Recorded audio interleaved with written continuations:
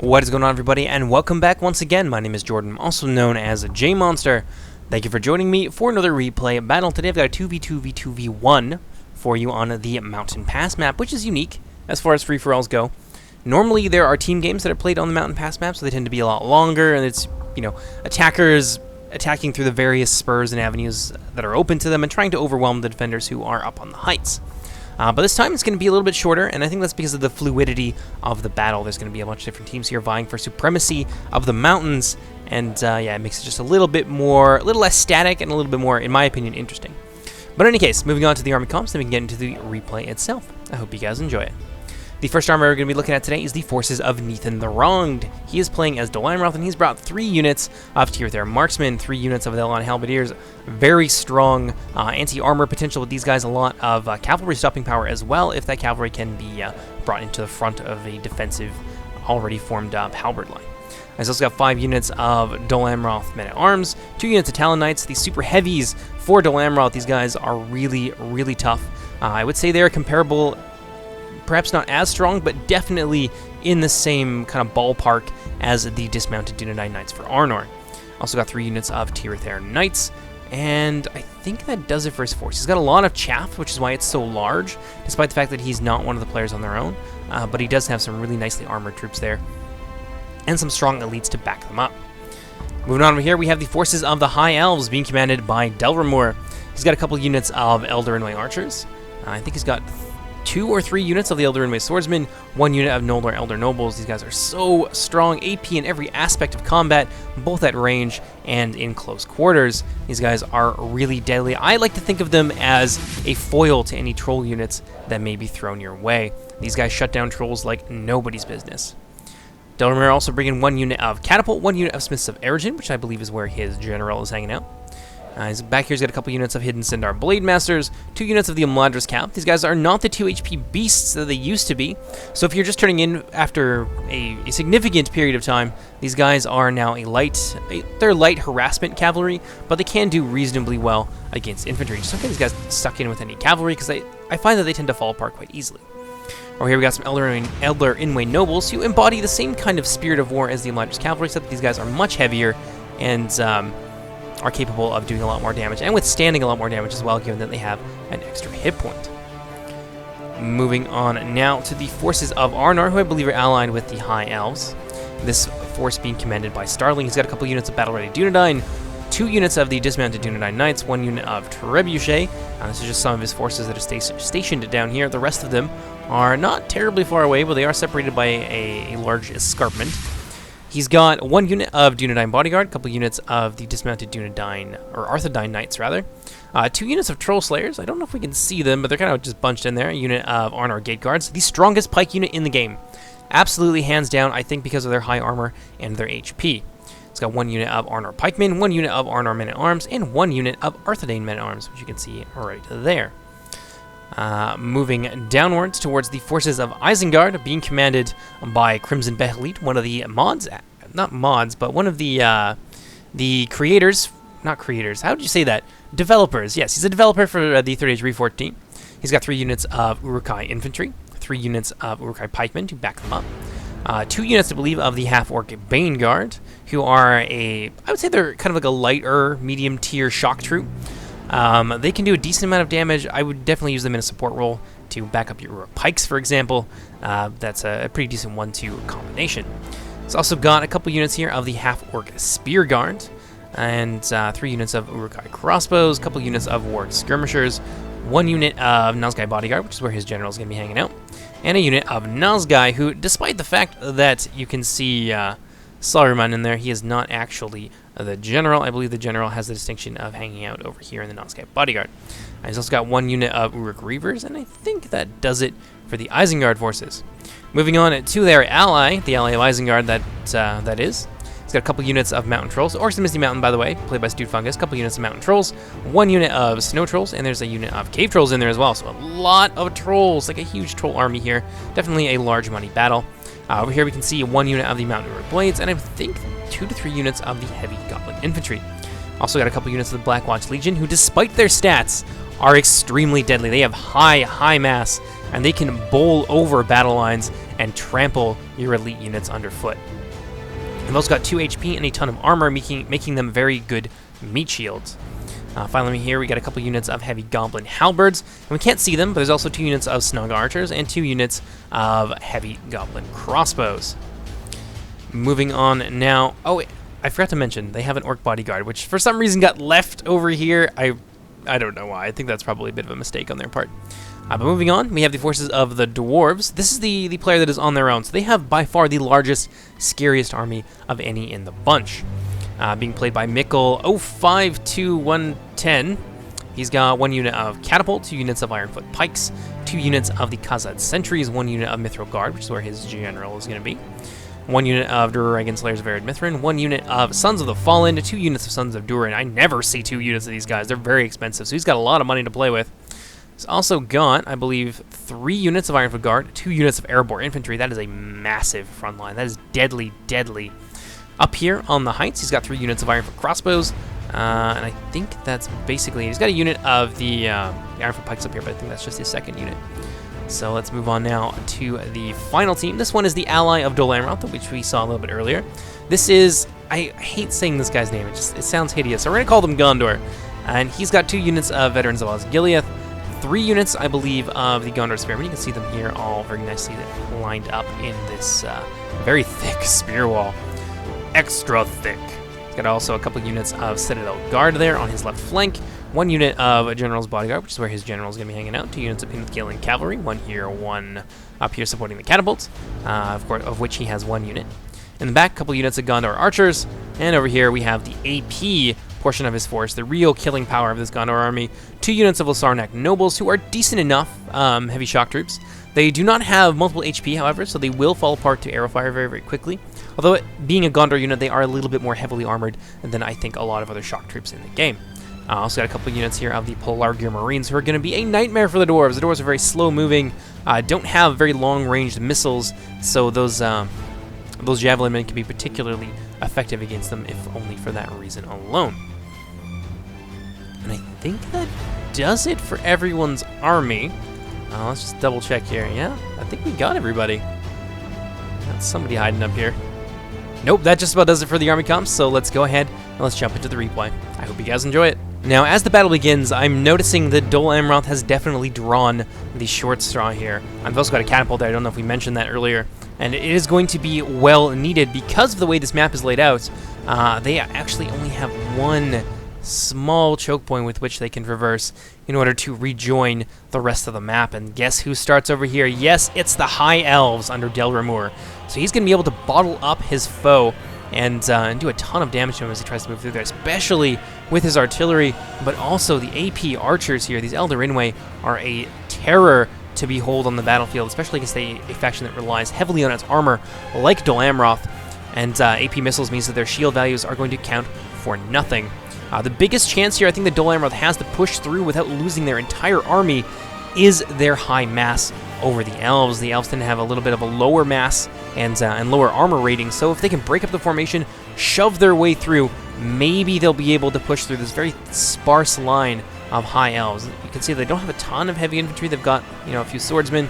The heaviest thing they have is the Smiths of Eredin, but a significant portion of their line consists of, about a third of it, I would say, consists of Sindar Blade Masters, who are light infantry.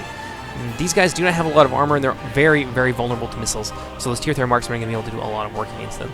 So Dol Amroth definitely getting a frustrating starting position, but sometimes that happens, and it's just something you have to work with.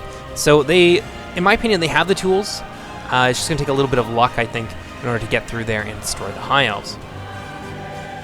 Moving on over this way, we can see that Arnor, this is the force under Starling, has deployed his trebuchet out here on the flank, along with a significant portion of his elites, and he is just going to open fire on the forces of Isengard. He's going to miss them a little bit. Ooh, getting very close, though. Oh, I think he got some of the hidden units there from Misty Mountains, definitely taking down a couple of the trolls. I think those are the snow trolls, very unfortunate. And the Misty Mountain forces are going to be forced to get out of there, clear out of that path as quickly as possible. But Starling is in a little bit of a pickle. He deployed a lot of infantry down here, a lot of scary infantry, so naturally the forces under Isengard are not going to engage him in melee, first of all. Isengarders are going to use their Warg Skirmishers to target this Trebuchet and neutralize it right off the bat. And in the process, they're going to do a lot of damage to some of these shock infantry. Look at this. These poor battle-ready Dunedain here down by about 10 of their number, nearly a fifth of the unit being slaughtered just by indirect fire from the javelins. Just a few of the javelins that stop short are going to claim the lives of many of those elite swordsmen. And this Trebuchet, look at it, it's just falling apart.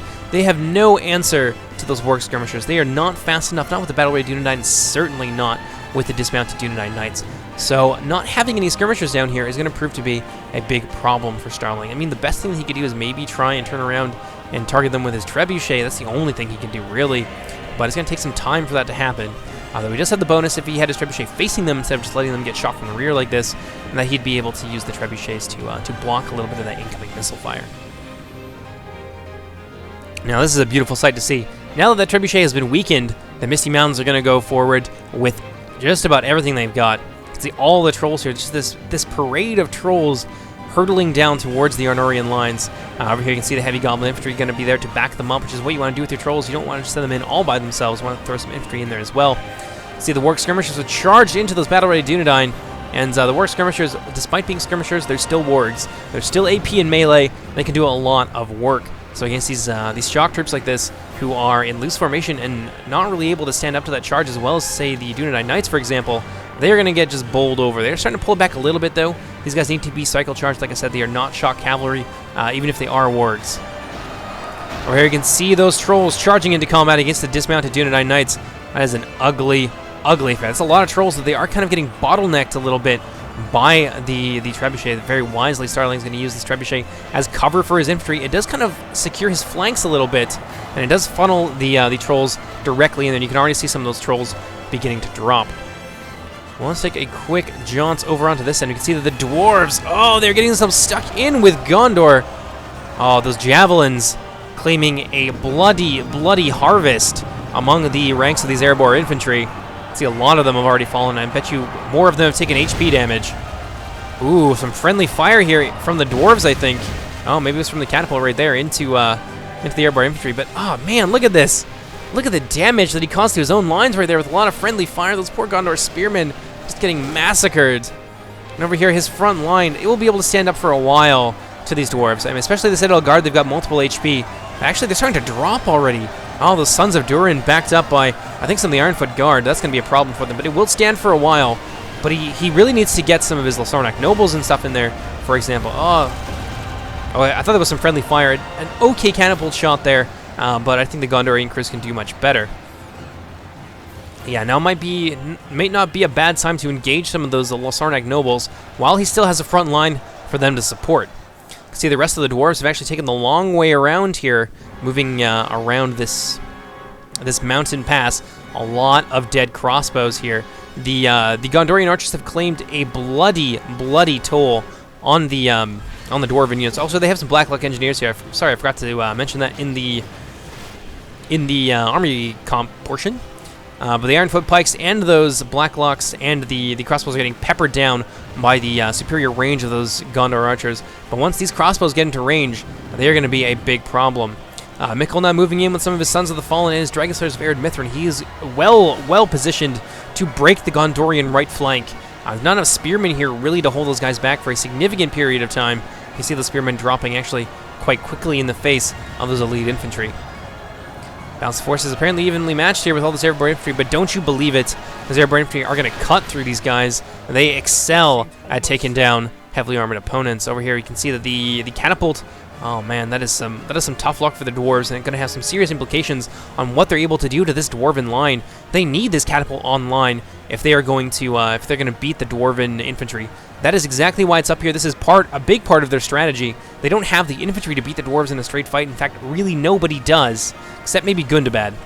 But the loss of 2/3 of their catapult strength is going to, I think, be dearly felt and severely hamper their ability to save their army from the wicked axes of the dwarven infantry.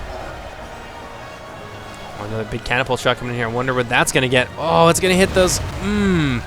That is deadly. The dwarven catapult definitely doing much better for its side than the Gondorians. Let's move over to this end. Looks like Arnor has gotten himself into a bit of a scrap here with the Misty Mountains and Isengard. Actually, Isengard for the most part. Isengard infantry pushing hard against the main line. You can see a lot of skirmishers up here from Starling. Got some Duna 9 Rangers in there as well. Some Duna 9 bodyguards. I missed the Rangers too. A lot of the hidden units I think I kind of missed. See the Snog Archers and the Heavy Goblin Crossbows have moved up onto the rampart, trying to put some pressure on those Arnorian Archers, but they are much better placed and they have much higher accuracy than the Snog Archers and even these Goblin Crossbows. So ultimately, and I think we can see the effects of it already, this is going to be a slaughter in favor of the Arnorian player, who just has such a nice defensive position. Now let's move back down here and see how those trolls managed to do against the Dunedain. Oh, it's a massacre! So many. I've never seen that many dead trolls in one space before. That is a serious loss to the killing power of the forces of the Misty Mountains. Managed to salvage a little bit of them. I think there's still some mountain trolls over there. He may have some snow trolls in reserve. Indeed he does, so he's not completely denuded of his trolls, but that is a costly victory here. Now the dismounted Dunedain Knights forming this epic shield wall on top of a hillock, which is really enjoyable to watch. There's also some battle-ready Dunedain mixed in there as well, but this is a force that I think will be slowly overwhelmed by just the sheer weight of numbers that the goblins can bring to bear, especially once surrounded like this. These guys have a lot of armor and a lot of defense skill, but we can already see them beginning to slowly drop, and they've taken some serious damage already, mostly from the trolls. Now let's move back over here and see what Isengard is going to do with the rest of their force. It appears that they're just kind of hunkering down here with the Misty Mountains. They've actually placed some forces in this pass over here in case maybe one of their enemies decides they want to come through here, and they'll have a bulwark already in place, ready to rapidly reinforce. Although it does appear that they're actually pulling back, so maybe I think it's because the dwarves have basically gone balls deep into Gondor at this point that they're not too worried about it. Especially the dwarves not being too fast, they'll have ample warning for any dwarven attacks on their flank. Moving over here. Looks like Dol Amroth has really suffered heavily. A little bit of lag there all throughout this pass. You can see that they've lost their catapult, they've lost most of their archers, but they have pushed back the elves. Now, victory apparently certain for the elves. If the Dol Amroth forces keep pushing and keep using that mass, maybe they'll be able to push through, although I don't know.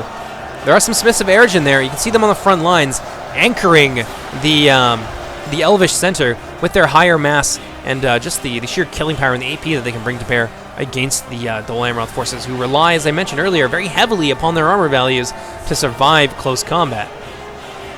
Looks like Dalramur is very sneakily moving his catapults in here. I think he's going to try and get some point-blank shots into Dol Amroth. That would be a nightmare, though Dol Amroth does have an opportunity. If he can scoot some of his troops around on the Elvish right, he will be able to get in there and disrupt that catapult fire. He might lose some forces trying to push through his elite swordsmen, but honestly, it is definitely worth it. You can see some of those tier 3 marksmen now committing themselves to melee. They would be a good thing to use to push through on this flank. That way he doesn't have to adjust his battle line at all, and he'll be able to stop this catapult from firing. On the main line, you can see the mass in action here. The elves just being pushed back, their formation broken up. This is a problem that the elves are going to have to deal with. There's a lot of Dol Amroth forces left. They've killed many of them. I would say about 60% actually of the Dol Amroth forces have been beaten. So this catapult is in some serious trouble if it can't get going quickly enough in order to stop this advance. But Dol Amroth, I don't know if they're going to have a functioning army after this. I think it's just going to be whoever wins here. It's just going to be remnants, really. Elves now committing their archers to the battle to try and hold back the storm of Dol Amroth. Dol Amroth forces now actually getting in amongst the catapults, so the cheekiness of Dalramur has definitely not paid off for him. His catapult now stuck in melee. Not going to be able to be retrieved until they beat Dol Amroth or until the Elven line is broken. So that catapult, for good or for ill, is stuck in there now. Let's go a little bit farther back over here. Looks like some of the cavalry from the High Elven side are going to get a piece of those snow trolls. They've managed to cut down a few of them. Cavalry is very strong on the charge against the snow trolls, but if those snow trolls can keep pace with them and prevent them from charging, and the snow trolls win that absolutely hands down. Dalramur looking like he's maybe losing a little bit of micro there in his Imladris Cav. Oh, that is very unfortunate. I thought we were going to see those Imladris Cav get charged from the rear by the snow trolls, but unfortunately, Stewed Fungus did not capitalize on the slowness to react of the High Elven commander, and unfortunately, these snow trolls are just going to sit there and watch their opportunity slip away from it. Over here, the Dunai Knights have been beaten by the Goblin Infantry, but the Elandris Cavalry under Delramur is going to clean up what remains of that Goblin Heavy Infantrymen. Of those Goblin Heavy Infantrymen, I should say. And that's a big loss. Ultimately, it was kind of silly of Starling to put these troops down here, these elite troops down here, and not support them with any archers. But ultimately, due to the strength of those Dunai Knights, this turned out to be a net loss, I think, for the forces of the Misty Mountains. All those trolls dead, and all of his infantry as well. The Mountain Uruk Blades gone. All of his Goblin Heavy Infantry gone. That is a nightmare. It looks like some of these trolls now are actually going to get run over by those cavalry. Oh, wow, you can see some of them dropping, just getting trampled by those cavalrymen. And, yeah, that's a big loss for Misty Mountains. That's most of their killing power right there. Although I think I may have missed them, but you'll see them in the army comps anyway, because I made sure I was more detailed in the in my second pass in this. There are actually some blackbacks. There are some blackbacks hiding in here, so there is some decent Misty Mountain units still left. But yeah, that really sucks for them down in the valley. That was not worth the amount of troops that it cost them to destroy Arnor.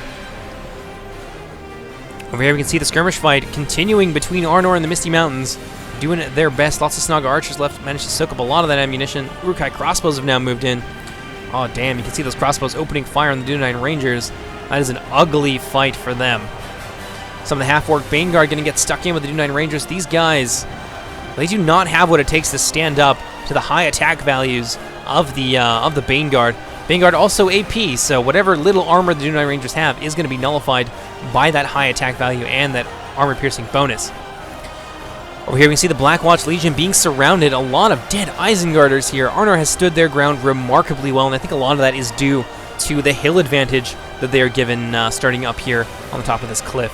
And also just the general quality of some of the Arnorian infantry. Those dismounted knights backing up a dismounted Dunedain knights. That is very scary. Arnor, I think, is going to be able to take this. The gate guards now moving in. Yeah, this is not going to be a fight. I think the Misty Mountains are able to win unless they could focus down some of these more heavily armored units with their crossbows. But at the moment, it doesn't seem like they've done a lot of that. From what I've seen so far, they've really just focused down the Dunai Rangers and some of the skirmishers who are dealing a lot of damage to their lighter units, which ultimately I don't think that's going to be worth it. I think it's much better to use that crossbow ammunition, get the AP bonus going on heavily armored units or high priority targets like the Arnor gate guards, for example. Over here we can see Gondor has retreated most of the cavalry, and I think that's because the dwarves have wiped them out.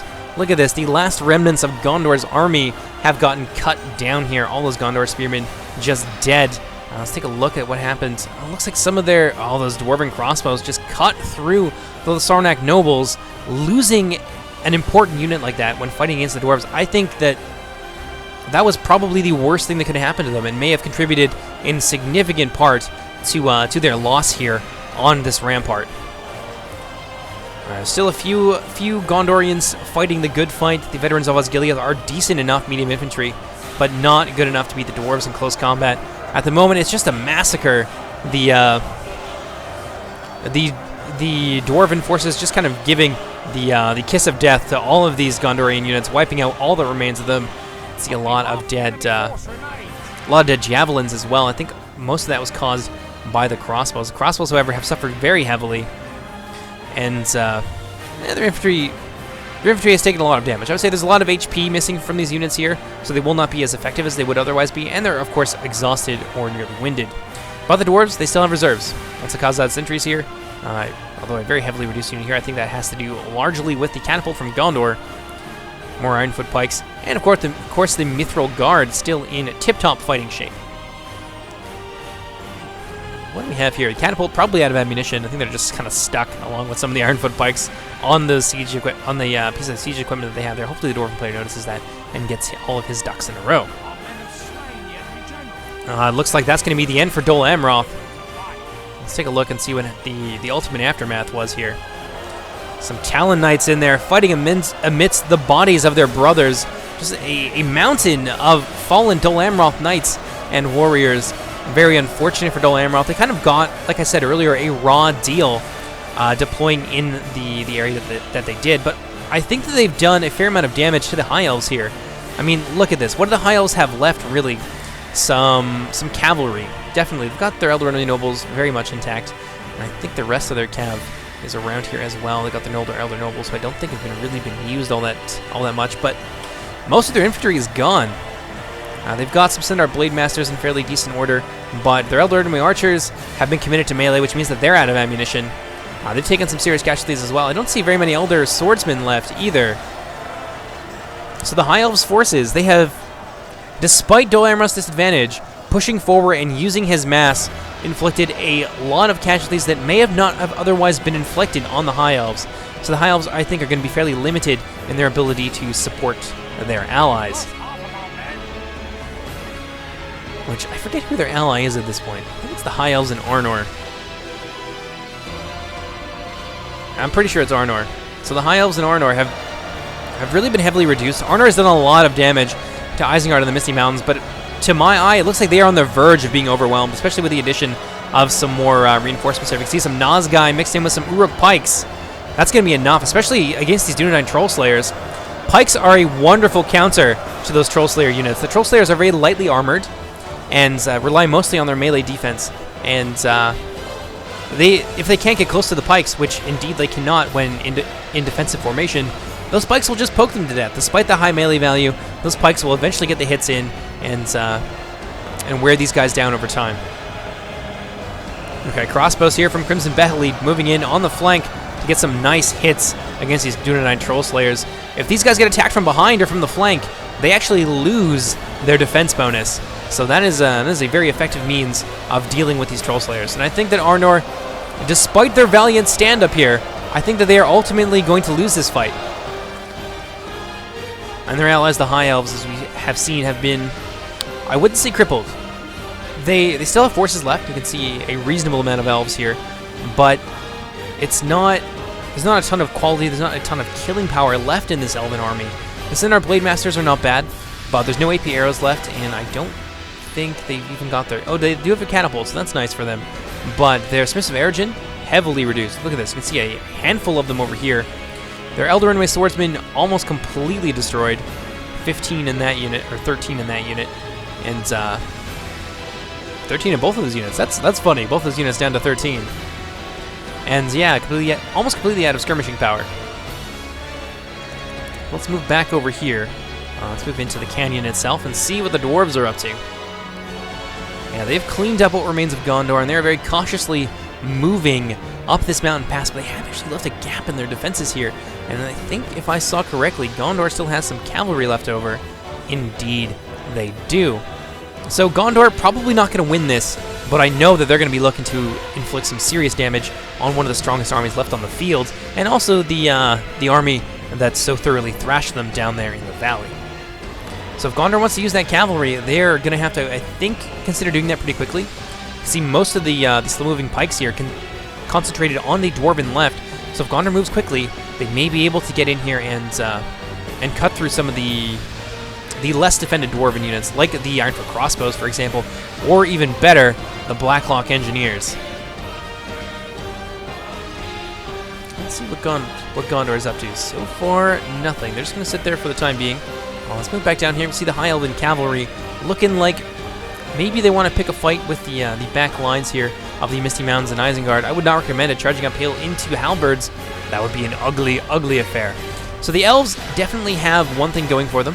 They have lost a lot in their army, but they have a fair amount of cavalry, especially this very healthy unit here of the Elder Enemy Nobles. These guys are General's bodyguards, so they're AP in melee. These guys can do a ton of work in close quarters. So if anything comes down here onto the plains, that is where the elves, I think, are going to be strongest. But it doesn't look like anyone is really interested in doing that. Mostly people are just kind of moving forward, upwards into the heights, and yeah, looking like maybe after Arnor is done, these guys will probably move on and take on the dwarves. It's the smartest thing they can do, I think. Now, up here, this is poetry in motion. This is how you want to deal with a unit like the Arnor Gate Guards, which, if you throw something with low mass against it, they will skewer them, and they will do it all day. You could lose your entire army fighting in a choke point with just a few units of pikemen. But what you want to do, and to hard counter them, is to use a high mass unit like the Blackwatch Legion to push through there. And look at this. Like I said, this is one of the strongest pike units in the game. Actually, the strongest pike unit in the game, I believe is what I said. And these guys are cutting them down like nobody's business. Here we see the Dunedain Bodyguard into Starling, the kind of last-ditch reserve unit being thrown into combat against the Blackwatch Legion. These guys are AP in melee, so that's not a bad idea to counter this push here from the Misty Mountains. Isengard moving up on the flank with their pikemen. They're just going to skewer these Troll Slayers, who are being overwhelmed by the sheer weight of numbers that Isengard and the Misty Mountains can bring to bear. There's a fair amount of their troops still left. If anyone I think is going to have a chance against what remains of the Dwarves, it's going to be Isengard. Although hopefully we see that the players work together, because that is definitely in their best interest. Oh my goodness, looks like we missed a little bit of cavalry action here. Looks like the Gondorian bodyguard flattened some of these Ironfoot crossbows. That is exactly what the Dwarven player needed to be worried about. Look at that. They had a big hole in their line, and they were able to skirt through. And now, it looks like the rest of the Dwarven line has not really reformed as quickly as I think they would like to. So Gondor is going to flee to the heights with his cavalry. I don't know. At this point, I would think maybe it might be better to go out in a blaze of glory. But if the dwarves end up being surrounded by the other two players, then the presence of Gondorian cavalry in their back lines could prove to be decisive. Because at the moment, the dwarves definitely in the space to win. Absolutely, they could have an overwhelming victory if the other players don't work together. Which is kind of what I'm hoping. I'm hoping that maybe Arnor and Isengard and Misty Mountains will call it quits fighting each other, and maybe allow the Arnorians to withdraw a little bit and preserve some of their strength to be used against the dwarves. Although maybe not. Unfortunately, Arnor doesn't really have a whole lot of choice in the matter. They can try and call for a truce, but Isengard doesn't have to give it to them. They've got them exactly where they want them. Arnor is not going to be able to break out of this, and their allies are basically entirely prevented from coming to their aid. They can try and fight uphill using some of their remaining infantry against some of the Goblin Halberds, but that would reap a terrible bloody toll amongst everything that remains of the High Elven army. So I'm hoping that the players put aside their differences here and work together, but that may not be the case. Maybe the Isengard and the Misty Mountains are too committed fighting the Dunedain that they're just not going to do it. And indeed, they're trying to surround them now, so I think that is a possibility is completely foregone at this instance, at this juncture, I should say. Now we got some Isengard crossbows moving up here, probably to skirmish down some of this very tired Dwarven infantry. The Dwarves extremely vulnerable to crossbows, especially when they don't have a lot of options to retaliate, and usually they don't. They've got lower range crossbows than most of the other skirmishing forces in the game, and they don't have a lot of them left. So a heavy force of Isengard crossbows, if they still have them left, that could spell disaster for this Dwarven line. They could find themselves thinned out and then attacked on basically two sides by 3 different players. What do we got up here? Oh, please. No, don't do it. It's not like the movies. This is going to be awful. Oh, those pikemen. Oh, thank God. Gondor player at the last moment, opting not to charge into a Dwarven pike wall with his cavalry. Very wise decision on his part, I feel. The dwarves slowly moving themselves into what looks to be like a square. And it looks like maybe the dwarves are going to try and box up. They know that everyone is going to be united against them. They've got the strongest army left. So I guess the smartest thing that they can do is to just try and hold out. Although they've got the numbers, they've got the strength. I think if they were to push down here against Arnor and against Isengard, they would beat them. They would beat them quite handily, I feel. Dunedain bodyguard hacking down some of these Uruk-hai crossbowmen. That is very unfortunate. Isengard doesn't want to lose his crossbows. He's going to need them. He's going to need every single crossbow online and firing if he's going to beat the dwarves. Starling, though, going for the weak spot. This is beautiful. Very spiteful. Starling, I think, is doomed no matter what he does. So he's going to go for one of the most powerful Isengard units, just as a bit of a middle finger to the player that killed him. Down here, the Arnor Gate Guards have been overwhelmed, and I think actually they're routing, which is surprising for an elite unit of their caliber. And that's going to leave Isengard and the Misty Mountains masters of this battlefield, but look at the cost. A lot of dead Blackwatch. I don't think they have any Blackwatch left, which would have been very useful against the dwarves. A lot of dead chaff in general. Isengard consolidating their position. Looks like they're giving chase to the Dunedain bodyguard. The Dunedain bodyguard still going after those Uruk-hai crossbows.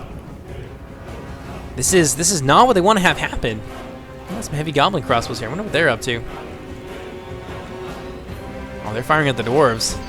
The Erebor infantry over here. Yeah, Some superficial damage being done to the airborne infantry. No casualties as of yet, though. Starling killing one of the last aces in the hole that the surviving teams are going to have against the might of the dwarves. And I think that's going to be enough to rout them. Even if it doesn't, they got 9 left in there. Almost not even worth it.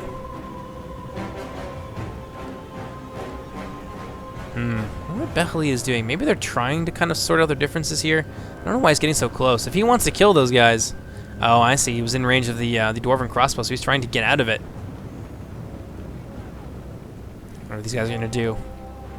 Are they gonna turn and fire that Dunedain bodyguard?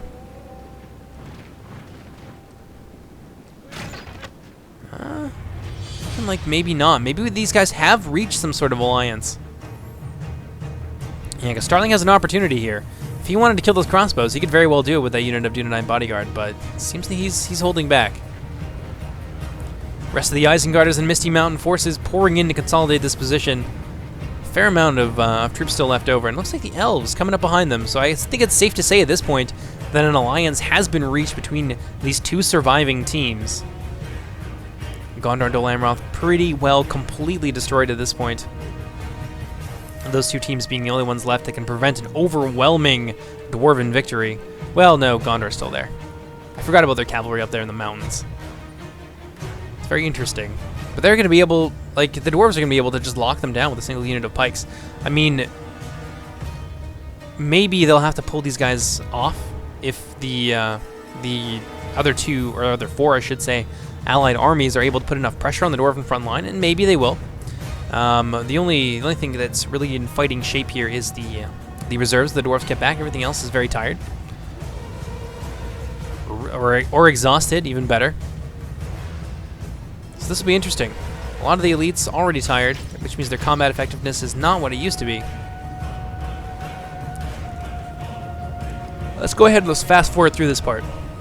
Orc bodyguards charging in. Somehow Stewed Fungus managed to hold on to his orc bodyguards despite them being horribly out of position. They're going to charge in with the Snugga archers in the first line, probably trying to keep the Snugga archers in there for just a little bit longer. The Snuggas, if they're out of ammo, at least they'll be able to tire out the dwarves, maybe even pull them out of position. You can see the dwarven lines kind of shuffling forward a little bit. But the dwarven player on top of it is going to move back and not allow himself to be pulled out of his very strong defensive position. So really good situational awareness there on the part of the dwarven player. Heavy Goblin Halberds moving into position. These guys are quite tired after having run most of the way up the side of the mountain. They are goblins, so they're not in the greatest shape. But those halberds are going to be able to fight on, I wouldn't say equal terms, but much better terms than anything else that remains to the Orcs of the Misty Mountains and Isengard at this point, with the dwarven pike wall front line. Yeah, there's a lot of halberds yet to come too. Uruk-hai pikes moving in.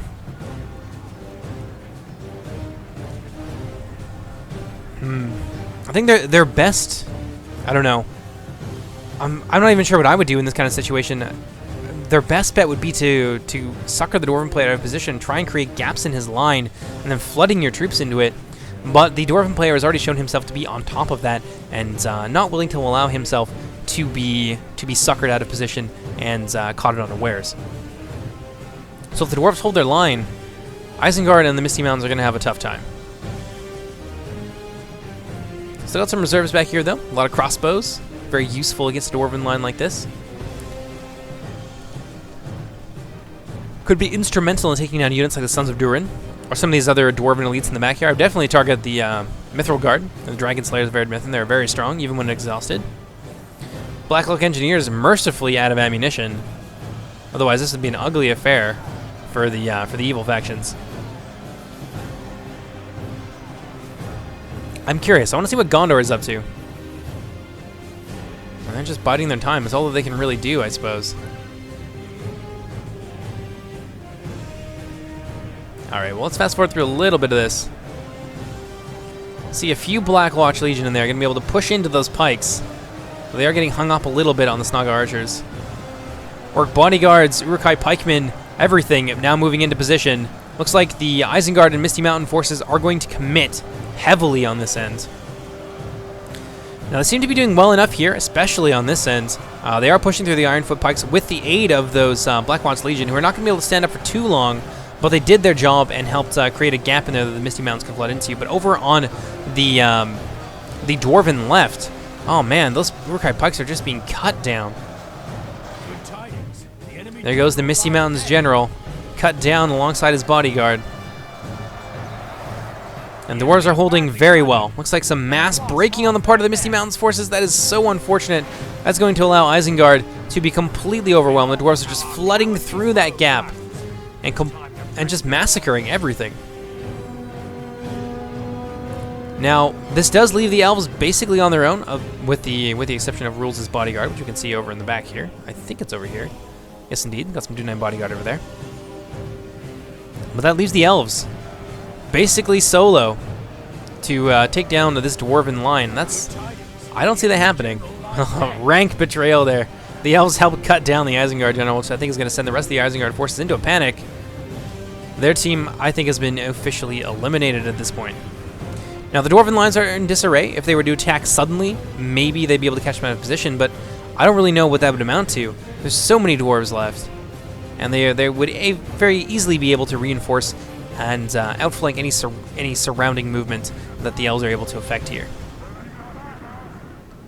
Now, do these guys still have ammo? Is that what they're doing? Is that why they're doing this? Oh no, Isengard's still around. Actually, they got their crossbows in the back. Oh, and I forgot about this. The High Elven Catapult. This is gonna be a big deal. I think the dwarves realize just what that catapult can do to them if they stay stationary. They're actually going to move forward here with a significant contingent of their infantry. Got some Ironfoot Pikes, Cause the Centers, and Sons of Durin. 2 units of Sons of Durin to back them up. I don't know if the High Elves are going to be able to stop that. I don't think they have what it takes, honestly. Yeah, and now this catapult is going to be out of position and very easily able to be caught by that infantry. And if that happens, I don't think they'll get it back a second time. Oh, is that catapult going to be able... No, it's not going to be able to wind up and fire in the amount of time it's going to take for the dwarves to get there. Slow as they are, they will waddle their way over to that catapult. Although, the Dwarven player has perhaps committed a grave error here, opting instead to go for the Elder Wing Archers instead of pushing through this gap in the High Elven line, which is going to allow the High Elves precious time. All the time they need to get in there with the rest of their forces and try and plug that gap. Now, what do we got here? Some Elder Nobles accidentally getting themselves stuck in a fight with the Uruk-hai crossbows. High Elf player needs to sort that out right away so this missile line here, all this AP, can continue to pepper down the dwarves. Now, if they can destroy, this is, like I said, this is a significant contingent of the dwarves, a big part of their battle line. If they can surround them, hold them in place with the High Elves, and then just pepper them down with AP missiles, they're going to be all right. Maybe that'll create a large enough gap that they can surround what remains of the dwarven forces and begin to eliminate them. But I don't know. I'm not feeling it. Yeah, the Sons of Durin in there. Oh, they're gonna rout that catapult if the High Elf player doesn't manage to pull them out in time. Yeah, Delramore definitely needs to get his catapult out of there. Let's see what's going on over here. It looks like the Uruk-hai. Oh, they've been routed, I think, by the older Elder Nobles. That prolonged melee has taken its toll on them. And the Crimson Bailey does still have a unit of Uruk-hai crossbows here, ready to fire into the flank of the Sons of Durin. Although I think the incoming missile fire may be enough to rout them. Yep, they are going to rout and break, and that's going to be it. This was a very costly mistake. Delramore definitely needed to keep his Noldor Elder Nobles well away from those guys to avoid this kind of problem. And those Isengard forces now routing, they could have been so useful against the dwarves. Oh, what do we got over here? Gondor has actually moved down. Looks like the dwarves have had to pull their pike units off there, and now their rear is exposed big time. So Gondor, not just gonna charge in right away. They still have their eyes, I suppose, on the prize of winning the game. They don't want to throw away their numbers, but I think if the dwarves aren't stopped, it's not gonna matter. More dwarven units pouring in here. Sindar Blade Masters in a fight here against the Sons of Durin. The Sons of Durin, I think, are going to end up winning because of how the Sindar Blade Masters have been deployed. There's a lot of funneling going on here by the Blade Masters into just the waiting hammers and axes all the Sons of Durin. They're not able to use their numbers to surround these guys in the way that they should. We got here. It looks like Starling has moved forward with his Dunedain bodyguard. AP, pretty decent. They're going to move in against the Ironfoot guard. Not a bad idea at all. In the meantime, the Noldor Elder Nobles. I wonder what they're firing at exactly. I think it's the Ironfoot pikemen. Yeah, because of how deadly pikes are, that's not a bad idea at all.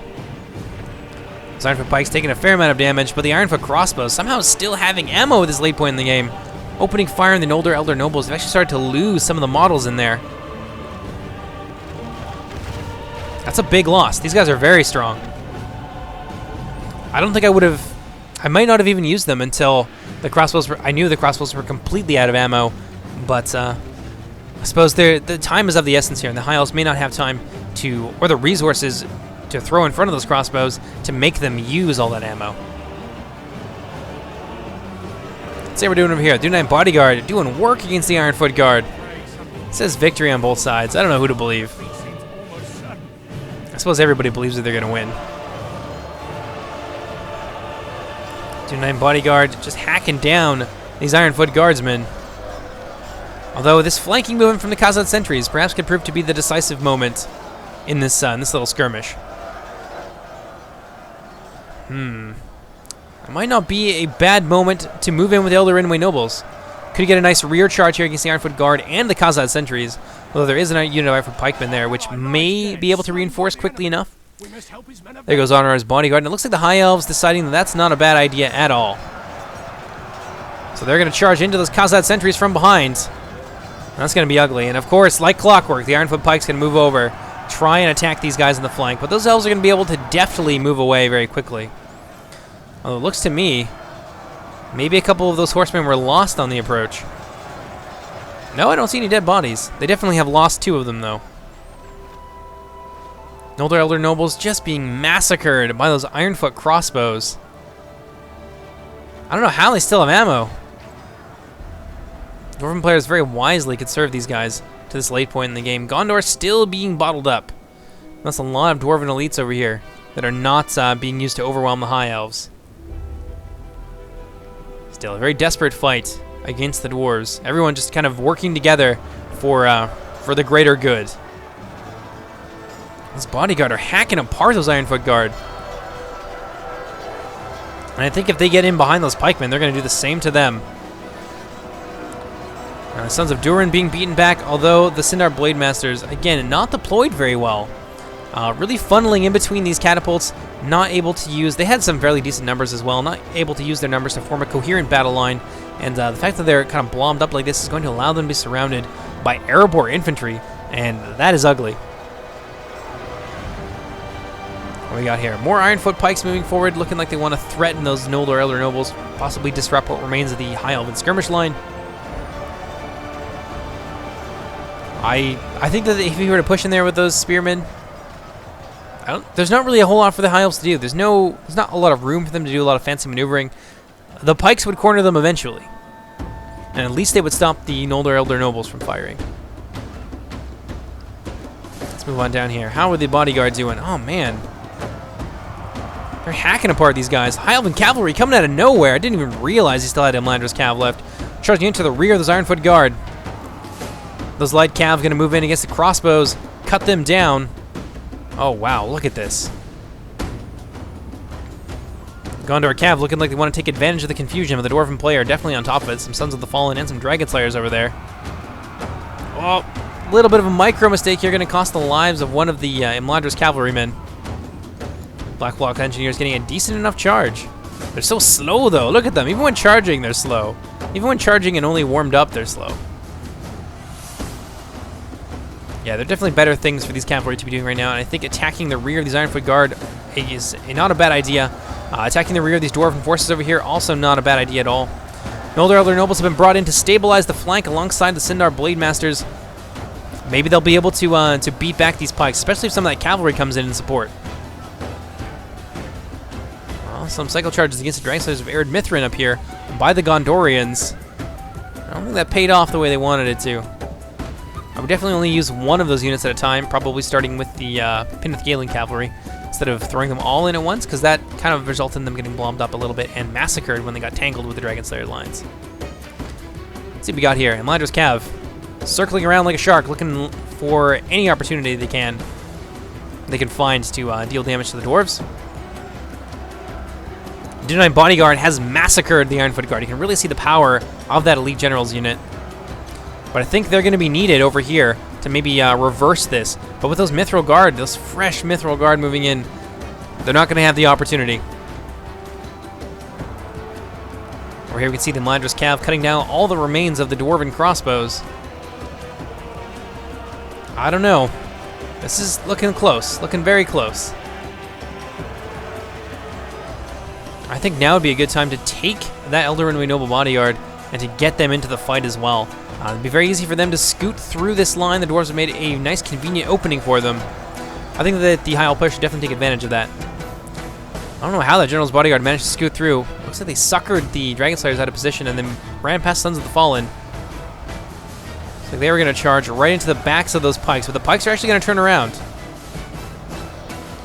Oh, instead they're going to go after the Mithril Guard. Starling going to try and pull his bodyguard out of there. 13 of them still left. What we got here? Another charge by the Gondor player into... Oh, just getting right past those pikes. He's going to make it into the rear of this line and help those Noldor Elder Nobles cut down... Well, help. They're all attacking each other, but he's going to give them a little bit of a boost against the Ironfoot pikes. Oh, nice Cav charge from the rear by those Imladra's Light Cav. Look at the damage. That Mithril Guard has just taken so much heat. This Cav is really proving to be decisive. And here are the Blacklock Engineers just kind of sitting out there in the open, and I think it would be very simple for Gondor or the High Elves to cut them down. Biggest problem, going to be the Sons of the Fallen for sure. And of course the Dragon Slayers of Arid Mithrin. These guys are now basically back up to full fatigue. Oh, the Dragon Slayers are winded, but still. They're going to be in fighting shape real soon.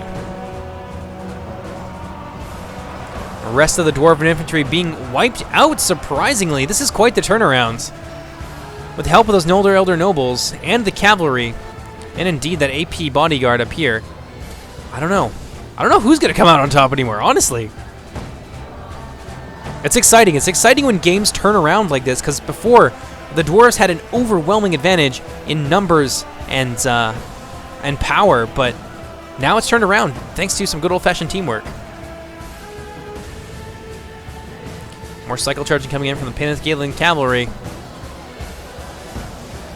Oh, those pikemen, maybe they could rout them. That would be surprising. Mithril Guard have been committed in there as well. Now down to 10. That is ugly for them.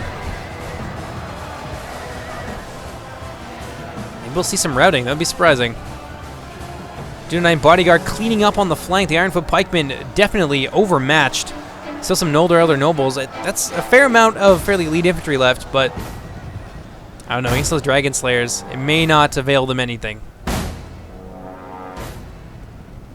Although, if they can isolate these Dragon Slayers, and they might be able to, because the Sons of the Fallen are not hanging back with them. They're just charging right forward. So these guys will be able to be targeted if the Gondor and High Elf player decide that that's a strategy they want to approach. Oh, charge there into the Nobles. Looks like maybe a little bit of indiscriminate charging here into this blob of enemy troops. Had some cycle charging from the Imladra's Cav, I think, into the Dragon Slayers. Did not avail them. What is this? That's thoroughly amusing. Oh, my cavalryman is going to manage to slip away. All the Cav needs to do is just avoid the Sons of the Fallen for as long as possible. Although if they're not careful, they will get pinned in there.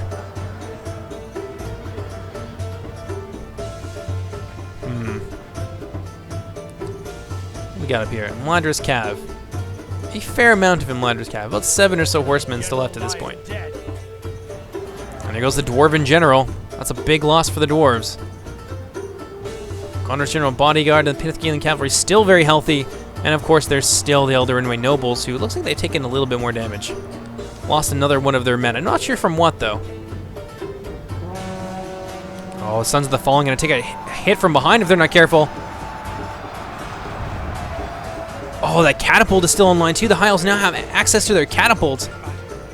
Oh, right into those Dragon Slayers. That is game-changing right there. Holy crap, did this just turn around. Oh, the Sons of the Fallen lost half their number. I don't think the Dwarves are going to do this. I am shocked. I thought this was going to come down to like a slim Dwarven victory. Oh, Gondor just relentlessly charging into these Sons of the Fallen. Dragon Slayer's going right for that catapult. Oh, they're going to take a shot to the face, though. Oh, no, this is exciting. They're now going to get tangled in what remains of the Sindar Blade Masters, which will give the catapult maybe the opportunity for one more hit. No, I'm thinking no. Oh, man. That is devastating. I think the dwarves are... I think their goose is cooked. That's it for them. Little duel over here between one of the few remaining Noldor Elder Nobles and the Sons of the Fallen. Let's see who wins. We'll give it a few. We'll see if anyone comes out on top. Oh, yep, that's game over right there. Oh man, another charge here into the rear of the Imladris cavalry. All bets now off. Everyone just piling in. I think the High Elves are going to come out on top here. That Eldarin Noble, that pocket Eldarin Noble group, 30 still left over. That's game over right there. Blacklock Engineers getting massacred. Oh, some more High Elven reinforcements. I think this is going to go to the High Elves in Arnor for sure. One Dunedain bodyguard left. Yeah, the Sons of the Fallen are going to be overwhelmed, I think, by the Smiths of Eredin. Still 8 of them. At this point in the game, 8 of them might as well be 100.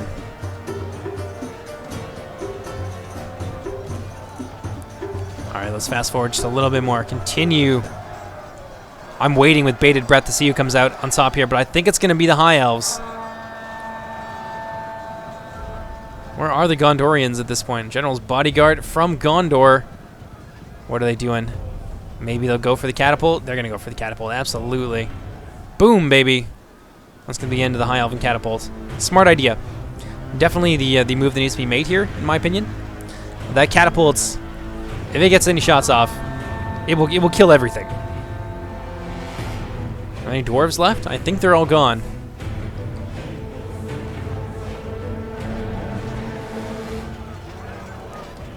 Oh, another charge. I heard a horn. Nope.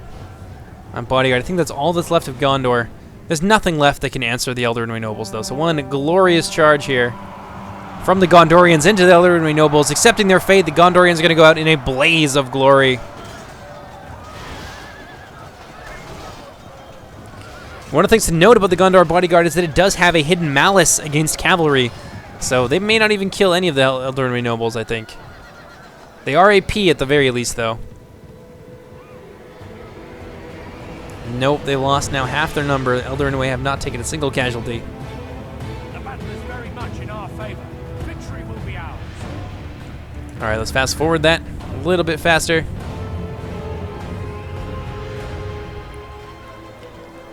And that is going to be it. Gondor is going to admit defeat. Their general is going to go down, and victory belongs to the High Elves and Arnor.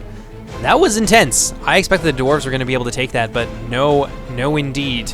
Let's take a look at the casualties here. Smiths of Eredin. Damn. Look at that work. That's a lot of dead Arnorians. Elves definitely killed their fair share for sure. Starling got a lot of kills thanks to the Horde factions as well. Everyone did pretty well. It was really unfortunate for the Valarmoth player getting stuck in that mountain pass. Really sucks, and I hope that that is something that is fixed in the future by the Reforged team. They are taking a look at some of the old maps and making them a little bit better, a little bit more balanced. So maybe that's something we'll see change in the future, but for the time being, that really sucked to be in there. But yeah, that's it for the replay. I hope you guys enjoyed. We'll be coming out with another one. I believe it's going to be a siege battle. I'm pretty sure it's a siege battle. I'll have to double check. And then after that, there will be a couple of replays. One is going to be 1212 AD, because we haven't done that in a while, and I've just had a whole bunch sent in to me, thanks to Blood Magpie. And I've also got some more Hammer 2 replays, so you're going to get a lot of replays and some Igni Feroque as well. And then we're going to put the pedal to the metal and really focus on our Let's Play campaign. We're going to try and finish that before Mortal Empires comes out, so we can start a new campaign then. But in any case, I have been Jordan, also known as JMonster. I'll see you guys later. Take care, everybody. Bye-bye.